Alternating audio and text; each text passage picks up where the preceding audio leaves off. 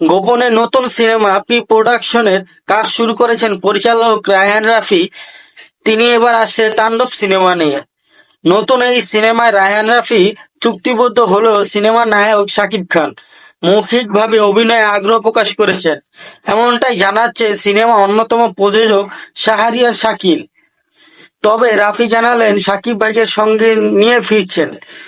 SBF alpha AI entertainment ব্যবস্থাপনা পরিচালক শাহরিয়ার শাকিল প্রথম আলোকে বলেন, আমরা ইতিমধ্যে সিনেমাটা নিয়ে কাজ শুরু করেছি। সবাই এখন তাণ্ডব নিয়ে ব্যস্ত। পুরো দমে প্রি প্রোডাকশনের কাজ চলছে। সিনেমা পরিচালক চুক্তিবদ্ধ হলেও নায়ক হিসেবে আমাদের পছন্দ শাকিব খানকে। তার সঙ্গে গল্প নিয়ে কথা হয়েছে। তিনি গল্প পছন্দ করেছেন, মৌখিকভাবে জানিয়েছেন সিনেমাটি করতে চান। সেই পরিকল্পনা নিয়ে এগোচ্ছে।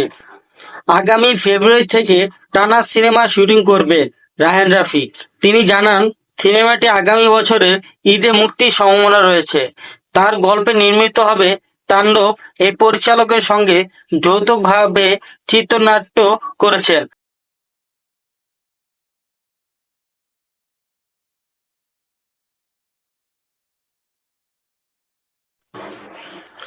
গল্প নিয়ে রায়হান রাফি এখন কিছু বলতে চান না, শুধু জানালেন পর্দায় তাণ্ডব সৃষ্টি করবে শাকিব খান। পুরো অ্যাকশন নির্ভর সিনেমায় দেশের দর্শকেরা নতুন কিছু দিতে চান গল্পটির মাধ্যমে। রাফি বলেন, পরাণ, সুড়ঙ্গ, তুফান সিনেমাগুলো ঈদে মুক্তি পেয়েছে। তিনটি সিনেমায় দর্শকের পছন্দ করেছেন।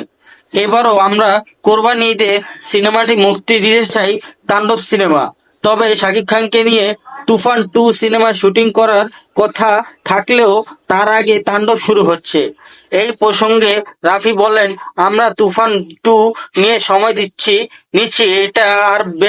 এটা বেটার কিছু হবে, যে কারণে গল্প প্রস্তুত করতে সময় লাগছে। উঠবে ব্ল্যাক স্যুটে একেবারে আগুন লুকে হাজির হয়েছেন আমাদের মেগাস্টার, তাও আবার তাণ্ডব সিনেমার নতুন লুকে। আজ